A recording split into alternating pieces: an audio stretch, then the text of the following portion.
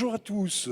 Nous allons entamer cette deuxième partie de l'après-midi avec une table ronde où nous allons creuser le sujet de la responsabilité sociale et numérique dans le contexte économique et environnemental qui est celui de cette décennie 2020. Vous savez qu'on a tous un objectif qui est 2030, qui est l'objectif qui a été défini par l'Union européenne, qui vise à diminuer de 55% nos émissions de CO2 par rapport à 1990. Nous sommes tous impliqués dans cette transformation profonde de nos activités, mais également le numérique, on l'a vu depuis le début de cet après-midi, n'est pas simplement un consommateur d'énergie électrique, c'est aussi un générateur de valeur ajoutée collective. Et cet après-midi, avec les représentants de ces DSI qui vont se présenter et qui représentent différentes facettes de l'activité économique, nous allons travailler sur deux sujets concomitants. Le premier sujet, c'est évidemment la responsabilité du DSI acteur industriel. Une DSI, c'est une usine à fabriquer de l'énergie informationnelle. Et c'est une usine qui, depuis maintenant 1950, ça fait plus de 70 ans, a appris à travailler avec efficacité, avec rigueur, avec des méthodes pour fournir une énergie informationnelle qui aujourd'hui est multiforme et qui va se traduire aussi bien par les systèmes centraux que par les applications web et évidemment aussi l'Internet des objets. Donc il y a cette première responsabilité et on va commencer à aborder cette question-là. La deuxième question, qui est tout aussi essentielle, c'est que la DSI est un partenaire des autres directions de l'entreprise. La DSI toute seule ne peut pas faire le cheminement vertueux de l'entreprise en matière d'utilisation du numérique. Elle doit coopérer, elle doit être coacteur de la valeur ajoutée de l'entreprise avec les différentes directions métiers, non seulement pour la qualité et le bien-être de l'ensemble des collaborateurs de l'entreprise, mais aussi pour tous les usagers du système d'information d'entreprise, qui bien évidemment va bien au-delà des frontières de l'entreprise, surtout quand on parle de grands services publics, comme le fera Nathalie tout à l'heure. Alors, nous avons trois invités qui représentent des activités différentes. Alors, on va commencer par Stéphane, ensuite Benoît qui vient de la région, et Nathalie, que j'ai déjà citée. Donc, Stéphane, vous vous présentez brièvement. Oui, parfait. Donc, je suis le DSI du groupe Omnium Finance. C'est un groupe qui propose des produits d'investissement, que ce soit dans l'immobilier ou dans les produits de placement, type courtage, assurance vie, donc avec beaucoup de métiers autour des back-office, de manipulation de documents, etc. Merci, Benoît. Donc Benoît Dehaye, moi je suis le DSI, enfin plus exactement le directeur de la direction de l'information et du numérique au sein du conseil régional. On donnera l'occasion effectivement derrière cette appellation de pouvoir peut-être vous en expliquer l'ambition et qui, je pense, se décline en tout cas en partie dans les objectifs de notre partage. Et puis enfin, Nathalie. Donc Nathalie Habert, je représente la DSI de l'URSSAF Caisse Nationale. Nous avons 2 sites sur Toulouse. Toulouse et la Belge, nous hébergeons 2 data centers, bientôt plus qu'un, ce qui fait à peu près 220 personnes sur les 2 sites. Très bien. Alors, on va, bien évidemment, vous pouvez poser des questions à tout moment, il faut être interactif. On va essayer d'abord de regarder l'évolution du métier technique de la DSI, qui, comme d'ailleurs on nous l'a présenté tout à l'heure avec cette présentation intéressante des 2 consultants, est une activité qui s'est industrialisée en fonction d'un degré d'évolution technologique extrêmement intéressant, mais également qui a changé de périmètre. Auparavant, on était à l'intérieur du périmètre de l'entreprise avec un data center. Aujourd'hui, on touche évidemment beaucoup de clients. Et dans les 3 cas que vous représentez, on a une profondeur de relation cliente qui est de nature différente. Comment vous, en tant qu'industriel de l'informatique, vous traitez ces 2 questions concomitantes. D'une part, l'efficience énergétique de vos processus de production, et deuxièmement, l'attractivité en termes de ressources humaines, parce qu'on ne fait pas d'informatique sans compétences, et des compétences de plus en plus vastes pour servir la diversité du champ d'intervention du système numérique. Stéphane. Alors, vaste question, mais c'est vrai que vous avez raison de souligner que l'attraction est liée en fait finalement à ce qu'on fait. Je donnerai par exemple des exemples. Aujourd'hui, dans le logiciel, on peut faire des machines virtuelles, multiplier les machines virtuelles et puis rendre des services un peu à l'ancienne. Ça, c'était l'informatique peut-être d'il y a quelques années. Aujourd'hui, il y a par exemple la containerisation avec les API. Donc on a une construction du SI qui, on va dire, essaye d'éviter la redondance en fait, des informations. Et on APIise, on fait des API de plus en plus autour du SI.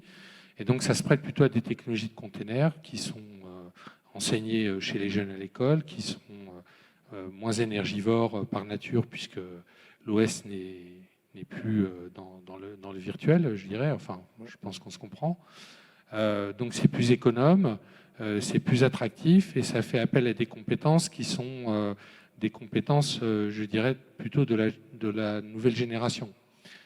Donc c'est là qu'on voit bien le lien d'attractivité. Je pense qu'un DSI qui n'embrasse pas en fait ces vagues profondes technologiques fait une grave erreur, puisque déjà il ne va pas trop dans le sens du RSE, parce que s'il reste sur les vieilles technologies, je pense qu'on évoquera le décommissionnement plus tard, hein, qui est un des gros problèmes de la DSI.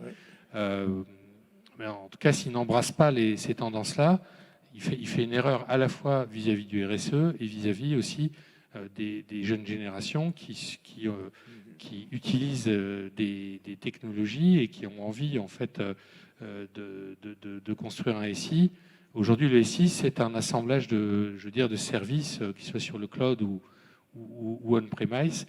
Et heureusement, le métier a encore beaucoup devant lui. Il y a beaucoup de choses à faire. Et donc, je pense que le DSI doit embrasser l'évolution de la technologie, ce qui va favoriser en fait son action vis-à-vis du RSE. Tout à fait. Benoît, vous êtes un fournisseur de services à l'ensemble de la collectivité de la région Occitanie. Donc vous avez un très grand nombre de sites web. Vous travaillez avec les lycées, vous travaillez avec les opérateurs de transport, vous travaillez avec les collectivités territoriales. Donc vous avez une influence en profondeur sur l'ensemble de la vie économique et sociale de la région. Comment vous faites pour fournir des applications attractives, modernes, et avec des gens qui ont envie de travailler pour vous? On dispose de combien de temps là? Tout à l'heure, dans la question ou dans le propos introductif, vous reveniez sur deux dimensions du métier ou de nos métiers ou de nos missions. Celle finalement sur la dominante technologie, d'où la question, j'y répondrai. Puis celle sur la dimension du capital humain, des collaborateurs, de la valeur effectivement de l'entreprise. Effectivement, il y a ces deux dimensions. Peut-être également une troisième, serait permis peut-être de rajouter, enfin en tout cas dans nos métiers et missions également, celle effectivement, une mission importante d'empathie et effectivement d'être en permanence à essayer de comprendre quelle est la nature exacte des usages et des besoins et effectivement pour pouvoir le moins possible, en tout cas être dans une réaction. Donc une caractéristique, c'est pas nouveau, ça l'a toujours été, mais ça l'est encore plus d'une fonction de DSI. Oui, la veille, l'anticipation, aussi par l'observation et la compréhension des comportements, et là aussi l'accompagnement à l'usage sur ces bons comportements. Donc la dimension humaine, sociale, sociétale de l'entreprise, elle est à mon sens fondamentale. Après, par rapport à la question, comment on fait par rapport effectivement à nos publics ou à nos consommateurs, nos usagers, Somme toute, si on est sous l'angle de la technologie, oui, en grande partie de la même façon, c'est-à-dire, et ça c'est pas nouveau non plus, un usage maîtrisé sous toutes ses dimensions, dont la dimension effectivement environnementale. Ça passe d'abord par une approche d'urbanisation, connaître effectivement ce que l'on a, éviter les redondances, aller effectivement sur des standards d'interopérabilité, d'apéisation, sans oublier derrière, puisque aussi une des fonctions, alors peut-être là du DSI, mais qui était l'objet de notre table ronde, finalement, qu'est-ce qui nous caractérise? C'est la gestion permanente, soit des paradoxes, et en tout cas de ces incertitudes, et de l'intégration par rapport à ces dimensions complexes. Il n'y a pas non plus de traitement social, environnemental pertinent s'il n'est pas accompagné aussi d'une démarche de type cybersécurité, d'une démarche de type usage. Ce n'est pas forcément le propos premier, mais tout ceci ne doit pas être... effectivement, doit forcément être complémentaire. Et attention là aussi éventuellement aux mauvaises ou aux fausses bonnes idées, à se dire que, par exemple, derrière cet objectif d'urbanisation, de conteneurisation, que derrière, ça voudrait dire cloud de façon, là aussi, directe ou irraisonnée. Non, ça s'évalue. On le voyait là aussi dans l'exemple précédent, que toutes ces architectures ne sont pas toutes égales et qu'elles ont effectivement, éventuellement, à chaque fois, il y a un revers à la médaille et qu'il nous faut en tout cas les comprendre. Et ça aussi, ça contribue, notamment, enfin, je vois dans notre situation, beaucoup à l'engagement des collaborateurs. Alors cette dimension, effectivement, on l'a souvent revendiqué et souhaité, les DSI, de ne pas être que des fournisseurs de services et des centres de coûts. Eh ben, ça n'est jamais autant d'actualité qu'aujourd'hui. Effectivement, dans cette capacité, à un moment, à pouvoir mesurer, éclairer, finalement proposer une trajectoire en gérant ces différents complexes ou ces différentes incertitudes. Donc le DSI, c'est un gestionnaire d'incertitudes qui doit faire en permanence des arbitrages, mais vous insistez l'un comme l'autre sur la finalité de votre entreprise. Alors, en ce qui concerne l'URSSAF, dont nous sommes tous clients et fournisseurs, comment vous vivez dans cette très grande structure qui est quand même au cœur du système social français? Comment vous vivez cette mutation technologique de l'informatique et cette capacité à être attractif pour attirer des talents, des jeunes et faire bouger votre culture technique? Alors c'est vrai qu'il faut le rappeler que l'URSSAF en fait assure le financement de la protection sociale en France. Ouais. Donc avec une exigence très forte sur la continuité de service, sur l'efficacité aussi, on a des taux de recouvrement qui sont très bas par rapport à ce que l'on recouvre. Donc par rapport à ça, ce que je rajouterais, c'est qu'effectivement, on est dans les mêmes démarches, et si ce n'est qu'on part quand même, nous, je pense que c'est peut-être la même chose, d'un cœur de métier avec un gros système. Un gros système qui a quelques années, voire quelques dizaines d'années, qui finalement est très robuste. Le COBOL, on dit le COBOL, ça y est, c'est terminé, on n'a plus besoin d'experts. Tous les experts sont quasiment tous partis à la retraite. Et maintenant, voilà, en fait, il faut réembaucher parce que ce système y tient. Mais à côté de ce système, effectivement, il faut aller vers tout ce qui est une nouvelle technologie, donc toutes ces questions, bien sûr, d'API. Et au niveau d'un data center, il faut faire cohabiter, en fait, tous ces gros systèmes, mais aussi ces machines virtuelles, et puis bientôt tout ce qui est la conteneurisation. Donc c'est là où... alors nous, c'est vrai qu'au niveau de l'URSSAF, on a aussi des directions de l'innovation, donc on se fait vraiment... On fait beaucoup de POC par rapport à nos usagers, par rapport aussi aux utilisateurs que sont les gestionnaires dans les URSSAF. Et c'est vrai qu'on essaie d'être vraiment à la page sur tout ce qui se fait, voilà, être à l'écoute de tout ce qui se fait. Et c'est vrai que dans nos recrutements, c'est un élément, puisqu'en fait, on propose des postes avec à la fois des beaux enjeux, avec du sens, puisque c'est la protection sociale, mais aussi techniquement avec des challenges qui sont complètement intégrés dans l'écosystème actuel. Est-ce que vous avez le sentiment que vis-à-vis de vos directions générales, votre président, les préoccupations d'efficacité, de responsabilité sociale et environnementale de l'informatique ont pris une place importante? Est-ce qu'ils ont pris conscience notamment que vous êtes consommateur d'énergie, mais comme on disait aussi, vous amenez des services qui vont économiser l'utilisation d'énergie? Je pense notamment à tout ce qui touche la relation à distance avec l'utilisateur, qui n'a pas à se déplacer physiquement à un point de service et qui peut gérer la totalité d'une relation client à distance. Et est-ce que cette logique-là de cohérence entre la consommation d'énergie, mais aussi la réduction d'utilisation d'énergie par vos utilisateurs, a commencé à rentrer dans la pensée des décideurs et donc dans votre feuille de route personnelle? Au niveau de la RSE, c'est un concept, pas seulement un concept, hein, c'est une notion qu'on a pris en compte depuis quelques années maintenant, avec toute la partie sociale, avec tout l'accompagnement des salariés en interne, mais aussi avec toute la partie achat responsable au niveau de nos marchés publics, puisqu'il y a des... Voilà, donc il y a des clauses spécifiques sur l'insertion de personnes en difficulté ou un peu loin de l'emploi, au niveau aussi de tout ce qui est le cycle de vie de produits. Et on en a parlé tout à l'heure, donc alors plutôt le cycle de vie en fin de vie, donc à la fois le recyclage, le réemploi, avec des obligations fortes là-dessus. Donc voilà, c'est quand même quelque chose qui est très pris en compte.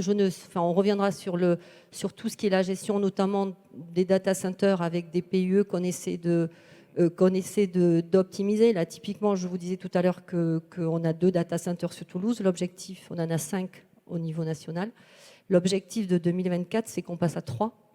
Et typiquement, sur Toulouse, on a 2 data centers assez équivalents. Un des 2 data centers, celui d'Albège, a été décommissionné il y a 2 mois pour que tout soit intégré. Et là, typiquement, on avait autour de 200-210 tonnes de gaz à effet de serre chacun. Voilà, donc on peut imaginer qu'on va gagner là aussi, là-dessus. Alors, vos politiques qui vous dirigent, hein, est-ce qu'ils ont à cœur, effectivement, à réduire l'impact en émissions de CO2? Est-ce que vous le comptabilisez? Et d'autre part, est-ce que vous comptabilisez aussi les gains de CO2 de vos utilisateurs et de vos clients? Oui, j'y vais. Oui. Donc, on ne comptabilise pas l'empreinte carbone directement du CO2, parce qu'on ne sait pas faire. Ouais. On surveille la consommation électrique, effectivement, de notre salle machine. Moi, je dirais, pour répondre à votre question, madame est dans un établissement public, donc c'est pas pareil. Moi, je suis dans un contexte privé. Donc, je dirais, moi, les choses, je les ai vécues plutôt en même temps que la cybersécurité, une prise de conscience avec le télétravail, tout ça, je veux dire, de préoccupations essentiellement sociales. On a travaillé beaucoup autour du poste de l'utilisateur, essayer de faire en sorte justement qu'on élimine les redondances, qu'on crée des liens pour éviter justement que les gens fassent plusieurs fois une même opération, impriment des choses pour rien, etc. C'est arrivé comme ça. Après, j'ai vu arriver les fournisseurs, et notamment ceux qui proposent des services d'hébergement, qui, eux, mesurent assez concrètement leur consommation électrique de leur data center. Et au niveau de la DSI, je dirais, après ça fait appel plus à, pas jusqu'ici, c'est la conscience personnelle en fait qu'on a du sujet. Je ne suis pas poussé spécialement fortement, en tout cas sur ce sujet, pas encore, mais ça va arriver, ça je le sens arriver, puisque mon entreprise va adopter le statut de société à mission aussi. Ah oui. Donc, Comme vous avez vu tout à l'heure. je ne sais pas pourquoi, mais il va y avoir, la thématique va forcément tomber. Hein, donc, bon, j'anticipe, hein, comme tout bon DSI, effectivement, il faut être dans le move, hein, comme on dit. Donc, ça va arriver. La conscience, je pense que c'est en train de germer. Après, en tant que DSI, bon, par exemple, pour la mise au rebut des PC inutilisés, bon, on en a fait donation à une association qui s'occupe de jeunes enfants pour leur scolarité, pour aller équiper des écoles en Afrique. Bon, ça a été une démarche que j'ai faite. D'ailleurs, ils m'ont dit, bah, tu as fait ça, c'est génial. Est-ce qu'on peut avoir des photos? Enfin, ils se sont rendus compte. Donc, je pense que c'est encore, pour une PME ETI comme la mienne, encore une démarche où on en est aux prémices. Voilà, on en est aux prémices. Mais on sent bien qu'il y a une sensibilité au sujet. De toute façon, vu tout ce qu'on entend sur le sujet, comment ne pas être sensibilisé à ça? Je pense qu'il faudrait être complètement en décalage avec ce monde, hein.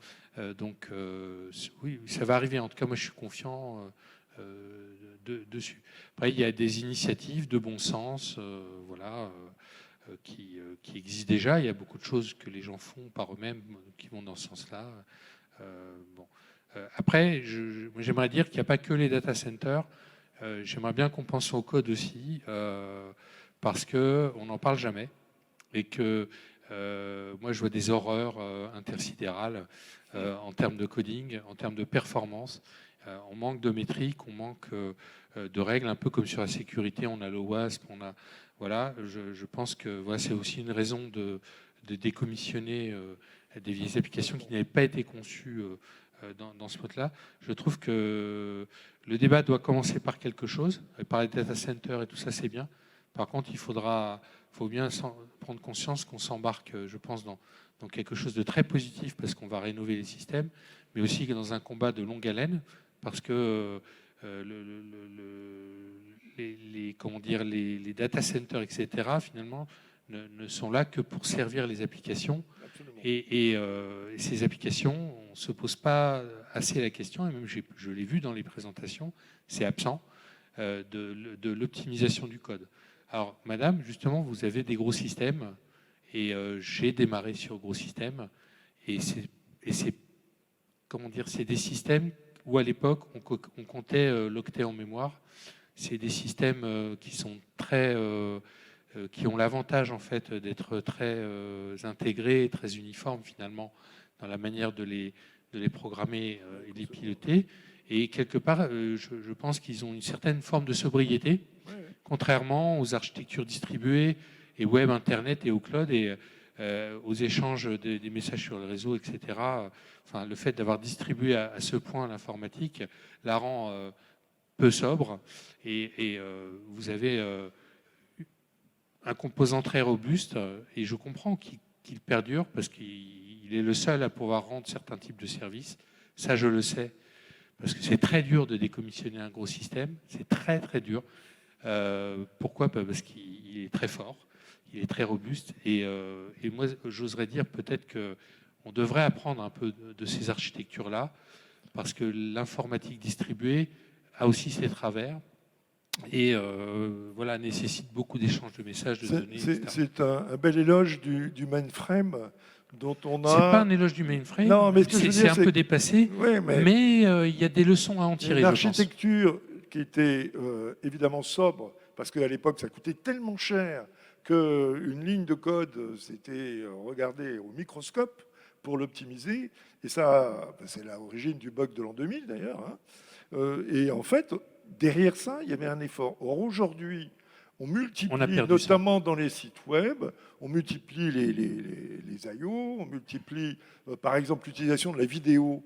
Une vidéo sur un site web, c'est horriblement consommateur d'énergie sur les serveurs et évidemment sur les outils de l'utilisateur final. Et si vous prenez les scans de documents, moi j'ai des utilisateurs qui ne savent pas scanner un document. Ouais. Ils ont des documents de 20 mégaoctets. Ouais. On leur explique à se servir d'un scanner. Je veux dire ça. Et puis nettoyer son disque dur. Alors comment vous vivez ça, vous, dans la région ? Parce que la région, bon, il y a des applications opérationnelles, mais il y a aussi de la communication, il y a de l'échange, il y a de la relation avec les citoyens. Donc vous allez générer beaucoup d'applications. Et est-ce que vous avez commencé à comptabiliser la rationalité énergétique de ces applications et est-ce que vous en parlez à votre gouvernance ? Oui. C'est un long chemin. Oui, effectivement. Enfin, là, on est modestement, mais résolument, effectivement, en train de poser ou de proposer d'élargir, d'enrichir la gouvernance, y compris sur cette partie-là. Donc il y a effectivement il y a un côté un peu exploratoire. Mais néanmoins, par rapport à vos différents propos, effectivement, enfin, pour nous, puisque question première, c'était est-ce qu'il y a aujourd'hui une sensibilité, un intérêt, un élément de compréhension et de connaissance, et là, la réponse est oui, de façon affirmative. Et la crise du Covid est beaucoup passée par là. La crise du Covid, ses conséquences, et puis les crises qui sont encore là et qui se succèdent malheureusement entre les climatiques et les géopolitiques. Avec effectivement des sujets qui nous étaient peut-être plus propres au niveau des DSI quand on en parlait, ou en tout cas de quelques autres fonctions, mais quand on abordait à certains moments, peut-être avant 2019, des sujets autour de la souveraineté, autour de la résilience, autour de la proximité. Oui, mais bon, quoi. À un moment, oui, mais bon. Le sujet qui était en haut de la pile, il y avait un sujet qui s'appelait la performance. Et effectivement, et aussi le design, l'UX, dans le rapport effectivement à l'usager, à l'expérience utilisateur, dans sa continuité, dans son aisance, etc. Je ne dis pas que l'un remplace l'autre, mais effectivement, ces dimensions, aujourd'hui en tout cas, dans la tête des décideurs, sont beaucoup plus prégnantes et beaucoup plus présentes. À nous maintenant, pour le coup, sur les fonctions de DSI, d'en gérer cette complexité, éventuellement ces contradictions, et de proposer une voie ou un chemin sur tout ceci. Effectivement, la partie... et ça, sans naïveté, notamment sans naïveté technologique, sur des a priori d'architecture, sur des a priori de technologie, sur des a priori de fournisseurs. Voilà, effectivement, ils ne sont pas tous égaux en la matière. Les sujets de souveraineté avec GAFAM ou autres acteurs on apporte un regard beaucoup plus prégnant sur ces aspects. Le législateur aussi, le législateur France, mais surtout au niveau européen et sur ces derniers mois, a énormément produit et proposé. Et là, il y a des révolutions effectivement qui sont en place. La prise de conscience effectivement de l'importance de la donnée dans sa compréhension, maîtrise, souveraineté, je suis persuadé que voilà, il y a aussi une véritable autre étape qui ne nous touche peut-être pas encore complètement dans tous nos quotidiens, mais sur lequel effectivement, quand on se projette et sur nos fonctions de veille, sur lesquelles il faut avoir de la visibilité. Et à nous aujourd'hui, effectivement, d'arriver à trouver. Alors, on essaye, et on a aussi en face de nous des interlocuteurs en direction générale qui, voilà, il y a aussi des faits générationnels, tout le monde n'a pas... Mais voilà, à nous de le montrer, à nous d'arriver aussi à mesurer la valeur que l'on produit ou qu'on fait produire à l'entreprise ou à la collectivité avec d'autres indicateurs que simplement les aspects de performance, temps, traitement, taux d'incident, taux de satisfaction usager. Effectivement, ces choses-là sont à regarder. Puis avec effectivement des règles de gouvernance aussi un peu nouvelles. C'est-à-dire derrière tout ceci, oui, l'éthique est un élément important dans la prise en compte. Encore des thématiques que je pense que personne ne découvre, mais qui ont depuis peu effectivement un raisonnement, une résonance beaucoup plus particulière, beaucoup plus significative. À nous de savoir nous en saisir. Enfin, je pense vraiment complètement. Je vous remercie pour ces trois éclairages, parce qu'on voit bien que l'évolution technologique, et c'est assez intéressant de revoir ressurgir la sobriété numérique des origines de l'informatique, et qui était contrainte à l'époque par la rareté de la ressource. Je pense qu'on a encore beaucoup de travail à faire pour réhabiliter dans le monde du traitement de l'information la compétence d'architecture technique, le choix des solutions, le choix des interlocuteurs, chose qu'on a un tout petit peu laissé filer parce que tout le monde a été complètement subjugué par l'atmosphère GAFAM, par l'externalisation, par ces grandes solutions. Et on a tous entendu dire mais pourquoi se fatiguer à faire de l'architecture? Il suffit d'aller chez Google ou chez Amazon et le problème est résolu. Et je pense que le retour heureux vers une vraie compétence technique des DSI paraît être une tendance forte dans laquelle il y a une très robuste créativité. Et vous parliez à juste titre d'attirer les jeunes. Les jeunes dans les universités ne sont pas du tout formés au COBOL, hein, mais ils sont formés à d'autres choses, mais peut-être qu'ils ne sont pas suffisamment formés à la sobriété du code, parce que c'est une vraie discipline, et je ne suis pas sûr qu'on leur enseigne ça aussi spontanément. Donc il y a clairement, autour de la DSI du futur, une vraie dimension technique à reconsolider, réhabiliter, pour en faire un facteur d'attractivité. Vous savez, j'ai donné des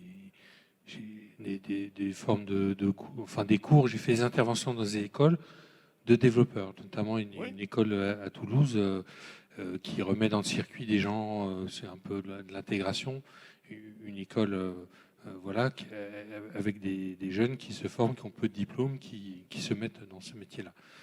Et je leur explique que le métier de développeur, bon, après, il y a une part de rêve là-dedans, mais moi je le pense vraiment, qu'être un bon développeur, déjà, c'est pas un métier, c'est un métier noble, c'est vraiment.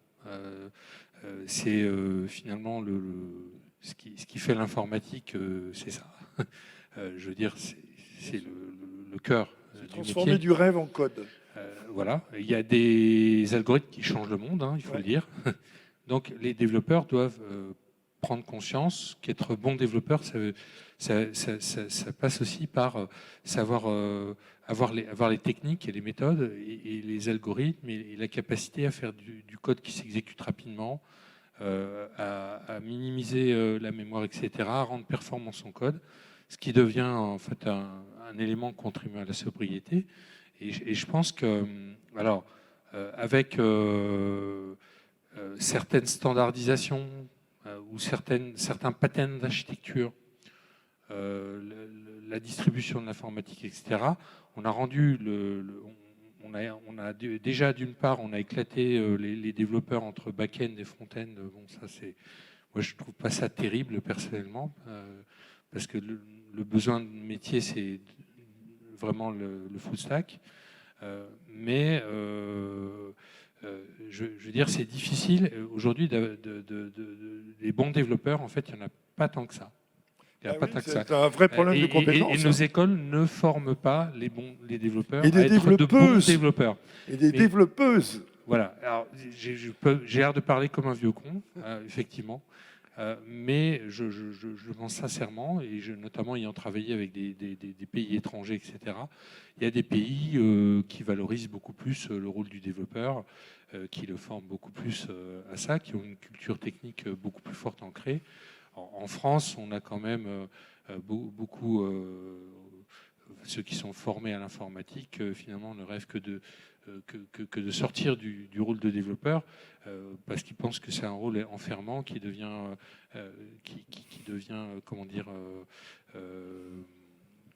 lassant. Alors qu'au contraire, c'est quelque chose qui se renouvelle absolument essentiel. Tout le temps. Et voilà. Donc, je pense qu'effectivement, la formation et la sensibilisation des développeurs, c'est vraiment important. Est-ce que vous enseignez les uns et les autres dans les écoles? Est-ce que vous faites, oui, ça m'arrive. Est-ce que vous portez ce message?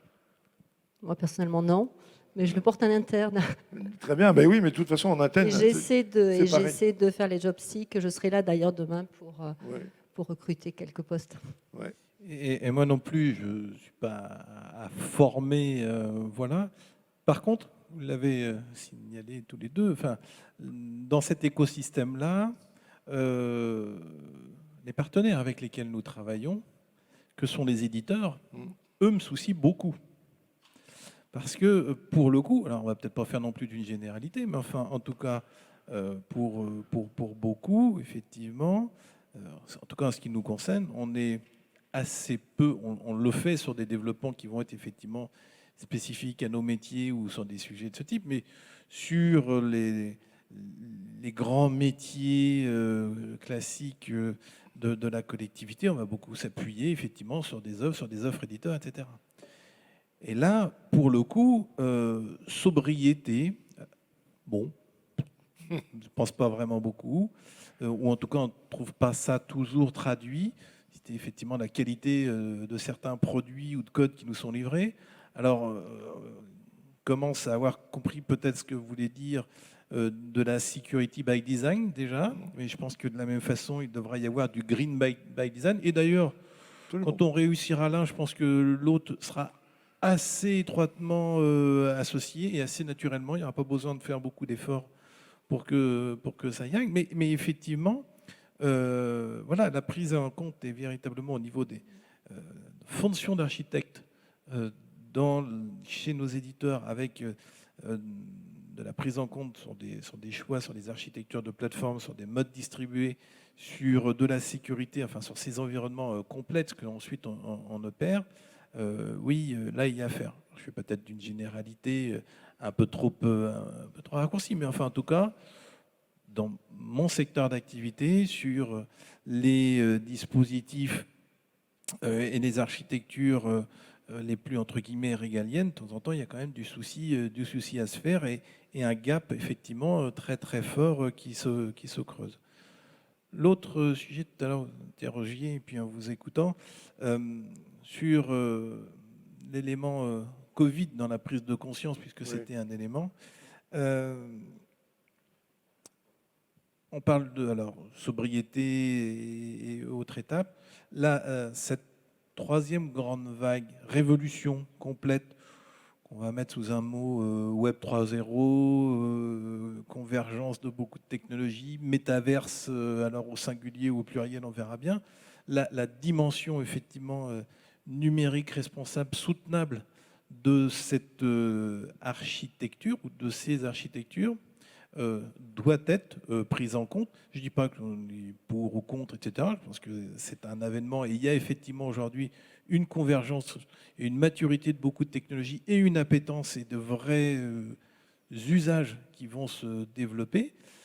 Mais effectivement, la dimension soutenabilité, au même titre que celle de la cybersécurité et donc de la gestion des données, devrait être aussi au cœur. Et là, c'est un vrai sujet, c'est un vrai sujet aussi avant tout de politique, de souveraineté à l'échelle européenne, voilà, et ensuite dans ces différents États membres. Mais effectivement, il y a bien des modèles de société, des modèles de vie qui, voilà, au-delà de nos fonctions respectives, sont sous-tendus derrière tout ça. Alors justement, vous faites le lien entre la sobriété numérique et la cybersécurité, et sur le design et l'architecture des systèmes d'information. Je pense que ce sont des éléments tout à fait cruciaux de la robustesse et des systèmes dans les prochaines années. Est-ce que vous considérez que vos entreprises investissent suffisamment dans ces compétences-là? Est-ce que ces messages-là sont compris par vos gouvernances respectives? Parce que ce n'est pas du tout évident. On avait fait une mission avec le SIGREF en Israël sur la cybersécurité, et tous les DSI présents étaient effarés de voir que dans les entreprises publiques israéliennes, le gouvernement imposait de consacrer 8% du budget informatique à la cybersécurité. Et donc ça, c'est des éléments clés qui obligent toutes les entreprises à être, on a parlé de compliance tout à l'heure, à être véritablement rigoureuses dans ces gestions-là. Mais ça suppose que les financements suivent et donc que la prise de conscience suive. Donc bien poser les termes de l'équation tels que vous le faites entre efficience, parce qu'il faut livrer le service, efficacité énergétique et cybersécurité, ça suppose un investissement, ça suppose des compétences. Comment vous le vivez, Nathalie, ça? Oui, chez nous, la cybersécurité est très bien prise en compte. Ouais. C'est vrai que voilà, on a eu la nomination de 2 directeurs à la DSI auprès de notre DG donc, récemment. Donc c'est clair que c'est... Qui viennent de l'ANSSI? bon, voilà. C'est clair que c'est un des sujets Ouais. pointus parce que voilà, on voit bien ce qui se passe autour de nous. Moi, maintenant, effectivement, la sobriété est aussi quelque chose qui est pris en compte. Alors, on est aussi un peu aidé. Alors, certes, alors, on a dû s'adapter en tant que DSI, on doit s'adapter. Alors, on a une stratégie, mais à un moment donné, il faut savoir s'adapter aussi. On s'est adapté pour le Covid, où du jour au lendemain, il a fallu déployer tous les postes pour faire du télétravail. On a poussé des solutions qui mettaient peut-être un peu de temps à arriver, typiquement la signature électronique, la dématérialisation de certains process. Et là, avec la nouvelle crise énergétique et puis géopolitique, ça nous pousse à aller vers la sobriété. Et bon, on le faisait, mais c'est vrai que ça nous aide un peu finalement parce que c'est des sujets qui vont être beaucoup mieux partagés, beaucoup mieux priorisés aussi. Et on parlait de décommissionnement. C'est vrai que nous, c'est très, très compliqué de dire arrêter un applicatif qui fonctionne pour très peu. Enfin, voilà. On n'arrive pas à décommissionner. Et donc, ça y est, maintenant, on a enfin pris conscience que décommissionner des applicatifs, décommissionner des serveurs ou des VM, ça a un impact direct sur la consommation énergétique. Donc, voilà. Donc, ce que je voulais dire, c'est que on a notre stratégie et on sait s'adapter. Et c'est vrai qu'on fait de crise, en fait, un peu des challenges pour avancer mieux et plus vite. Ouais. On disait hier qu'on progresse bien dans les crises, hélas, mais on pourrait éviter les crises et ne garder que le progrès. Ça serait mieux. Je voudrais, pour conclure, en point d'orgue, nos échanges, venir sur le second thème qu'on avait identifié, qui est, au fond, le changement de positionnement de la DSI dans vos entreprises en devenant un vrai partenaire des métiers. On avait évoqué, en préparant cette table ronde, le sujet très RH, au fond, du télétravail et de la contribution du SI au télétravail. Mais on voit qu'on touche, on l'a vu tout à l'heure aussi sur la responsabilité sociale et environnementale dans les entreprises à mission, on voit progressivement que le numérique est en train, à juste titre, d'envahir le quotidien des autres direction métier, et de fait, vous devenez un peu le consultant en chef de la transformation numérique de vos entreprises. Est-ce que vous sentez évoluer votre métier dans cette direction-là? Et est-ce que vous sentez que vos collègues au comité de direction vous regardent avec un regard un peu plus différent que celui qui portait les claviers et les écrans il y a 10 ans? Oui, clairement. Enfin, moi, quand j'ai été embauché, le directeur général disait que l'informatique était stratégique. Donc, ça veut dire, si je décode, je vais y mettre des moyens. Et puis, ça compte pour moi. Et ça veut dire qu'on est présent au comité de direction et tout ça. Donc, la réponse, c'est oui. Après, est-ce qu'un directeur informatique directement peut gérer la transformation digitale d'une entreprise? C'est un peu le sens de votre question. C'est compliqué parce que les métiers, c'est aussi sa complexité. Dans mon cas, il y a 5 filiales, 5 métiers différents. Donc c'est quelque chose à appréhender où on a besoin d'un relais au niveau des métiers. Je ne pense pas qu'on puisse mener une transformation digitale tout seul en étant DSI. C'est polyphonique, la transformation digitale. Exactement, oui. Je voulais juste revenir sur un truc par rapport à la question précédente, c'est qu'effectivement, je pense que les entreprises n'auront pas le choix, tout simplement parce qu'il y a aussi, dans ce métier, dans l'informatique, il y a aussi une énorme influence en fait de la base, dont on ne parle pas souvent, mais qui existe.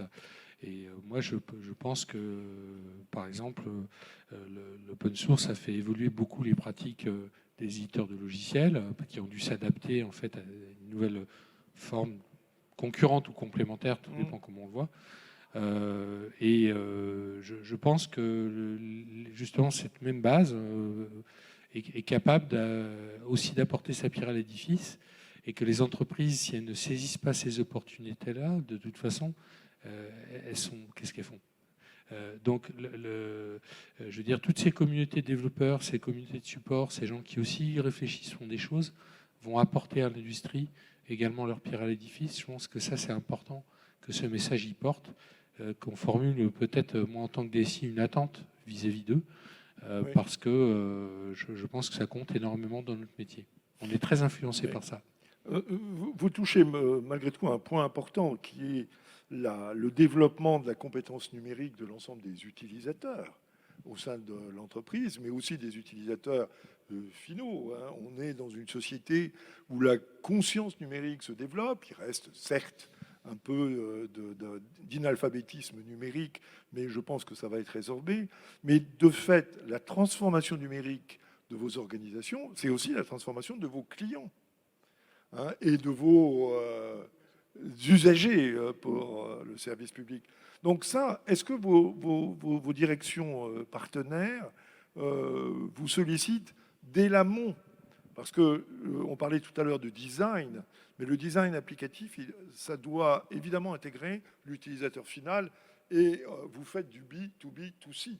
Et le client final, eh ben, il faut qu'il se ressente, parce que l'image d'un outil public comme l'URSSAF ou de la collectivité régionale transparaît dans la qualité de l'information numérique qui parvient jusqu'à l'utilisateur final. Donc cette coopération, elle doit se faire en amont. Est-ce que vous sentez cette évolution-là? Et est-ce que vous faites le travail qu'il faut pour aller expliquer aux gens que nous sommes rentrés de plein pied dans la révolution numérique? Alors nous, de notre côté, cette coopération, elle est très forte. Je prendrai un exemple. Donc on travaille beaucoup avec les métiers, notamment sur toutes nos offres de services à l'attention des particuliers.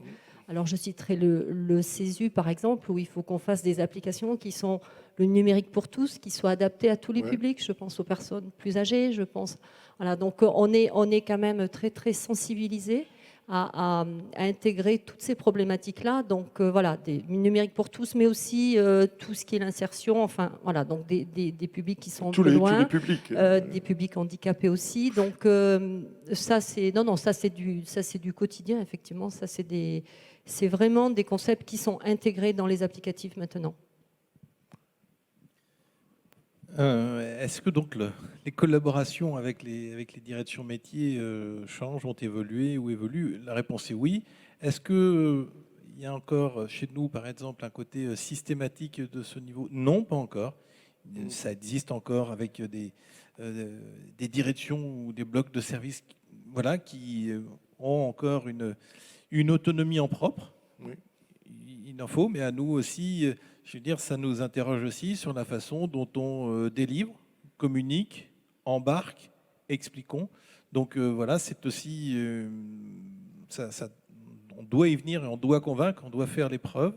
C'est une transformation beaucoup aussi pour un certain nombre de nos collaborateurs, parce que effectivement, ça a aussi un caractère finalement plus confortable quand à un moment, bon, il y a une expression de besoin métier qui va, je vais peut-être être un peu réducteur, ben voilà, j'ai sélectionné, j'aimerais bien ce produit-là, merci de le mettre en place.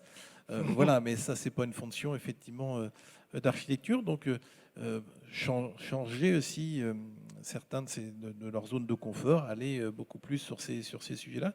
Et puis aussi innover. On a parlé beaucoup sur la partie reporting, tableau de bord, donc savoir trouver et pouvoir benchmarker, mais aussi nous mettre en place, c'est un outil de dialogue social avec les fonctions RH que l'on aborde, sur voilà, des notions d'observatoire de nos usages numériques. Oui.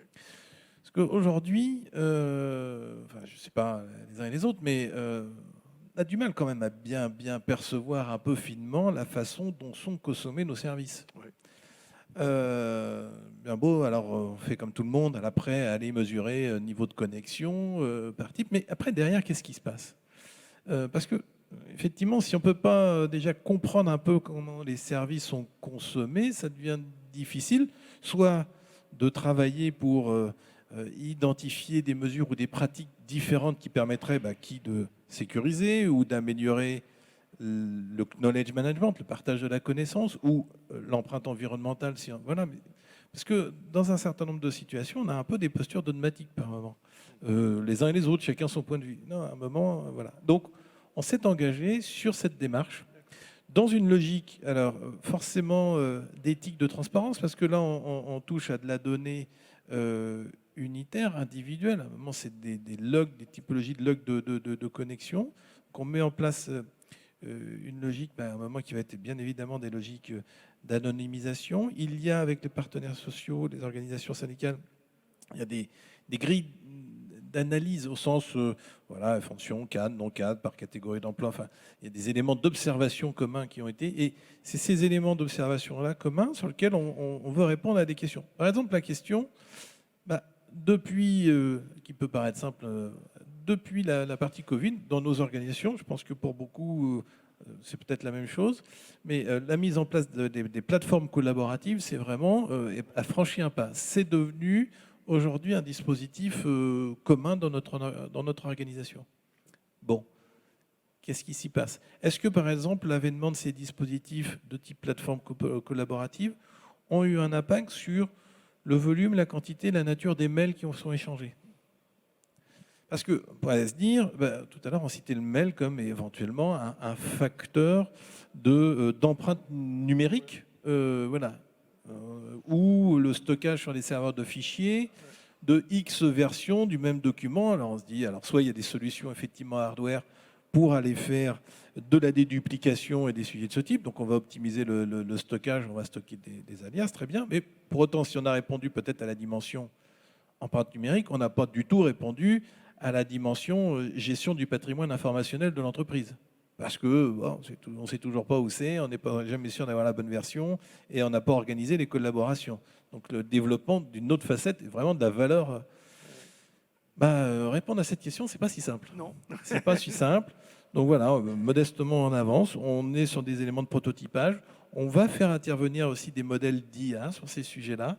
Et effectivement, dans une logique, vous avez peut-être au travers d'autres échanges dans la journée pu entendre à la fois le conseiller régional Marc Stulman sur les sujets de cybersécurité, mais aussi Bertrand Montubert, donc sur la partie Equitia, sur un usage éthique, raisonné et l'explicabilité des algorithmes. On est clairement, nous, alors partenaires, membres fondateurs d'Equitia, comme un certain nombre d'autres acteurs, mais cette réalisation et nos réalisations en la matière, on est dans la déclinaison de la charte et dans l'optique de l'obtention du label Equitia derrière chacune de ces réalisations. Parce que derrière tout ça aussi, la confiance est un des piliers la confiance numérique. de tout ceci, la confiance au niveau de nos utilisateurs internes. Voilà, donc d'autres challenges qui sont à relever. Écoutez, est-ce qu'il y a quelques interventions dans la salle pour nos trois DSI qui ont balayé avec beaucoup de précision. Il est là-bas le dernier micro. Parce que là, on est vraiment dans la superposition quantique. C'est-à-dire qu'on rajoute des couches et des couches et des couches. Et on voit que le DSI, il va devoir gérer effectivement un univers complexe et flou. Ça va devenir un vrai travail de systémicien et c'est une très bonne chose. Des commentaires, des réflexions. Toi, tu vas conclure alors. Il faut se lancer, alors je me lance, j'espère qu'il y en aura d'autres derrière. Bonsoir, bonjour, Simon Bretin. Donc je suis fondateur d'une petite boîte qui travaille dans le monde de la smart data. Ma question, elle s'adresse un petit peu à ce que vous avez très bien exprimé, c'est-à-dire qu'on est arrivé aujourd'hui dans un univers technologique très complexe où on empile les couches. Et moi, je me demande si ce modèle, c'est pas le modèle américain qui nous a été imposé parce que c'était le seul disponible pendant très longtemps, alors qu'aujourd'hui, on a d'autres solutions qui existent. Vous en avez mentionné d'ailleurs certaines. Je sais que la région est assez active aussi pour se réapproprier les technologies. Et finalement, est-ce que une des approches RSE serait pas de se dire peut-être qu'il faut changer de paradigme, changer de fournisseur, changer de vision. C'est pas forcément simple, mais revenir à ce que vous disiez toutes et tous, c'est-à-dire que beaucoup d'usages sont quand même assez simples et qu'on a mis des outils très très complexes pour finalement faire des solutions pas si complexes que ça. Voilà. Est-ce qu'il n'y a pas peut-être sur certains flux métiers ou certains endroits dans les organisations, une des manières pour répondre aux enjeux RSE de suivre ce chemin-là? Je ne sais pas, je laisserai mes collègues compléter, mais enfin, en tout cas, sur la première partie de votre propos qui est Assurément, faut-il changer de paradigme? Là, oui. Et effectivement, il faut regarder les choses plus simplement. Peut-être, les DSI ne l'ont peut-être pas trop fait, mais on ne fonctionne pas non plus seul au monde dans nos entreprises. Donc, peut-être n'avons pas, nous, su aussi expliquer quelles pouvaient être les alternatives. Mais on a vraiment, ce sujet des crises dont on parlait, et celles que l'on traverse et des récentes, nous oblige et on fait ouvrir un certain nombre de regards nouveaux sur cette réalité. Et aujourd'hui, oui, il y a un contexte qui peut être aussi un contexte assurément à saisir, de technologies différentes, d'un cadre réglementaire qui est en train effectivement fortement d'évoluer avec, en tout cas un modèle politique d'échange, de vie, au sens de la vie citoyenne, qui européen est quand même beaucoup inspiré de ce que la CNIL a pu produire, d'un modèle de gestion de la vie privée et des données, a pu inspirer. Donc oui, là, il y a des opportunités à saisir, des paradigmes à changer. Et je ne sais pas s'il faut changer les fournisseurs pour le principe de les changer, mais en tout cas, il faut les regarder avec ce regard nouveau et les challenger avec d'autres critères, d'autres exigences, et pas mais comme dans tout, pas se laisser mener par le bout du nez. Nous avons, et particulièrement dans nos métiers, à porter ce regard critique et à regarder la soutenabilité de tout ceci dans nos entreprises. Je vais compléter la réponse. J'ai bien aimé ce que disait Benoît en disant il faut pas être naïf et céder, avoir des convictions, des partis pris qui sont toujours orientés vers les mêmes choses. Moi, personnellement, j'évite de céder au phénomène de mode. Ça a été la mode du cloud, la mode du on-premise. Pour moi, c'est un phénomène de balancier. Bon.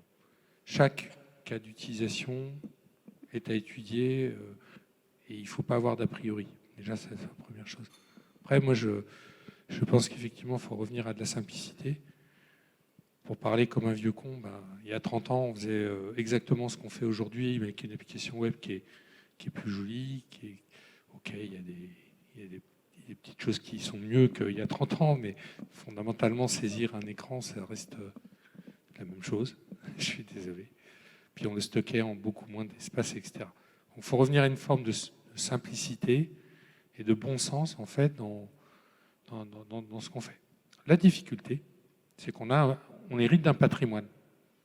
Comment, si vous voulez, un jour, je déjeunais avec un Chinois qui me disait mais comment vous faites je lui disais, comment vous faites pour monter pour être aussi, parce qu'ils faisaient plein de trucs modernes, ils font de la reconnaissance faciale, de l'IA, du machin, les autoroutes hyper flambantes, machin.